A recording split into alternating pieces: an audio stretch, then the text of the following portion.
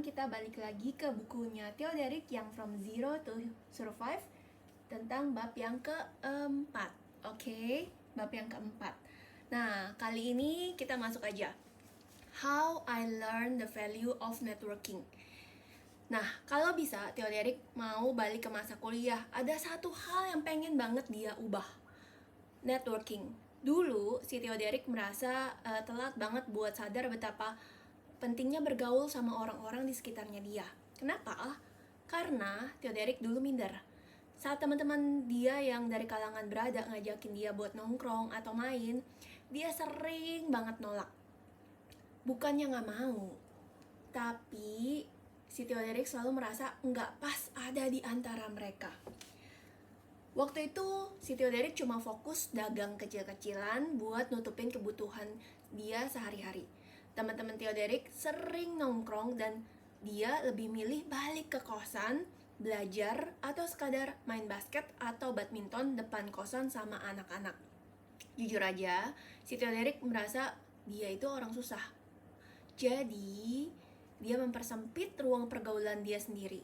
Dia selalu merasa, mereka kaya, gue belum pantas ikutan.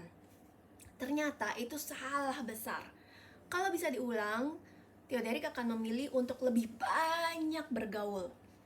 Karena bergaul sama orang, apalagi di lingkungan yang potensial, itu bisa ngebangun jaringan yang nantinya pasti bakal lo butuhin di masa depan.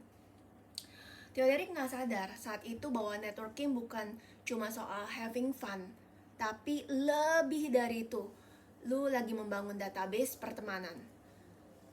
Dia merasa rugi karena dulu gak banyak interaksi sama anak-anak Prasmo. Padahal beberapa dari mereka adalah anak-anak pengusaha besar, pejabat, orang-orang yang berpengaruh.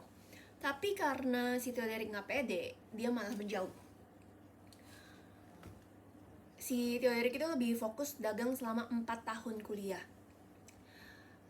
Dia merasa istilahnya kayak kupu-kupu, kuliah pulang. Dan itu jadi salah satu penyesalan Theoderic. Biarpun tanpa masa lalu tidak ada diri dia yang sekarang ini. Tapi ini bagian yang pengen banget dia improve lebih awal.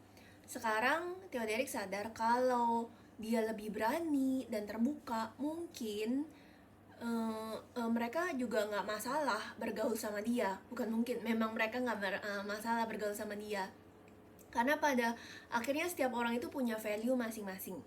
Networking itu menurut si Theoderic bukan cuma penting buat entrepreneur, tapi buat semua orang termasuk profesional.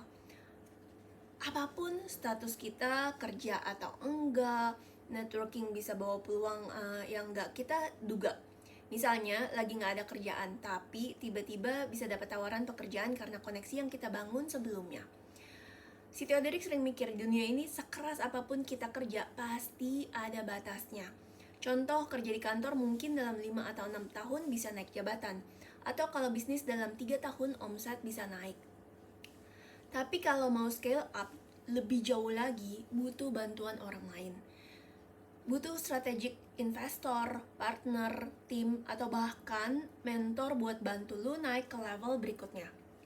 Jadi, gak bisa dipungkiri networking itu ngebuka jalan. Oke? Networking itu bukan cuma soal kenalan sama orang yang kaya atau punya jabatan tinggi. Bukan berarti kalau ketemu orang kaya terus kita harus langsung hormat dan nunduk-nunduk, berharap mereka kasih kita kesempatan. Enggak gitu. Yang penting adalah bangun hubungan sama orang-orang di sekitar kita. Teman kantor, atasan, bawahan, itu semua adalah relasi yang harus dijaga. Karena pada akhirnya hidup itu soal manusia ke manusia. Makin kita dikenal, makin besar peluang kita dapat kesempatan baru. Jangan pernah mengategorikan manusia itu sebagai si kaya, si prospek, si kurang, karena hidup itu benar-benar gak ada yang tahu. Dan kita memang diciptakan untuk bergaul dan jadi berkat buat semua orang. Theoderic belajar dari pengalaman, networking yang bagus itu gak fokus buat closing transaksi, tapi memang intensinya untuk bangun relasi jangka panjang dan berkolaborasi. Jangan langsung deketin orang dengan tujuan buat dapat sesuatu yang bersifat jangka pendek. Long termnya nanti nggak akan sustain. Mending kita punya niat dan intensi tulus buat bangun relasi. Misalnya ajak ngobrol santai aja dulu. Lagi sibuk apa bro? Yuk makan bareng. Sambil ngobrol ngalur ngidul, tukeran database atau insight. Lu punya value, dia punya value. Saling tukeran value, kayak gitu yang bikin relasi jadi lebih kuat dan jangka panjang. Nah, networking sama orang yang lebih sukses dari kita itu tantangan sih. Orang yang sudah sukses pasti selektif soal waktu dan siapa yang diajak ngobrol. Jadi, kita harus punya value yang bisa bikin mereka tertarik. Contoh, ada orang terkenal yang sangat sukses dan ngajak si Theo Derek ketemu karena tim dia bilang, kalau mau personal branding, coba benchmark dari Theo Derek deh. Dari situ, mereka ngobrol. Si Theo Derek kasih insight soal personal branding dan dia juga belajar dari dia soal bisnis di levelnya dia. Secara dia itu adalah konglomerat. Jadi kita sama-sama dapat value. Tapi kalau Theo Derek nggak punya value yang menarik buat dia, mungkin nggak akan ada obrolan itu. Buat yang baru mulai belajar networking, saran Theo Derek pertama adalah bikin list dulu. Siapa aja orang yang ada di sekitar kita, dari teman, keluarga, sampai kenalan jauh. Terus cek deh, mereka kerja di bidang apa. Dari situ kita bisa mikir siapa yang relate sama apa yang kita kerjain.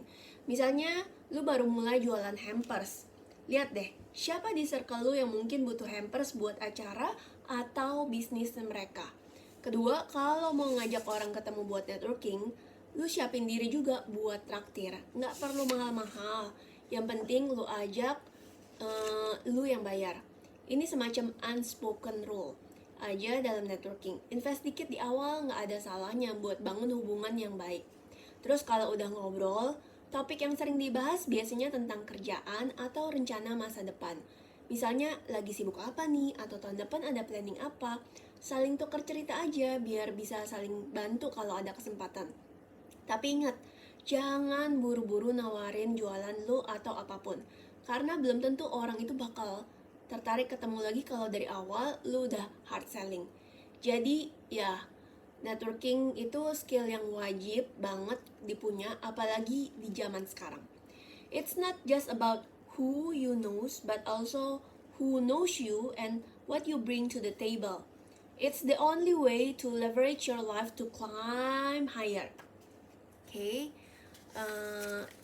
ini bagus banget dia boltin lagi ya. Dia di sini gue bacain ulang ya.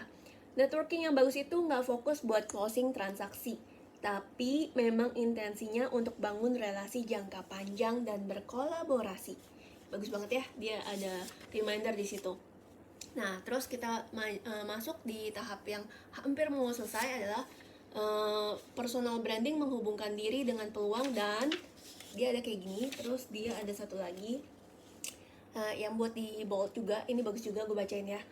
Orderan bisa datang bukan karena produk kita paling top, karena bisa jadi produk kita ada di urutan ke-7 soal kualitas.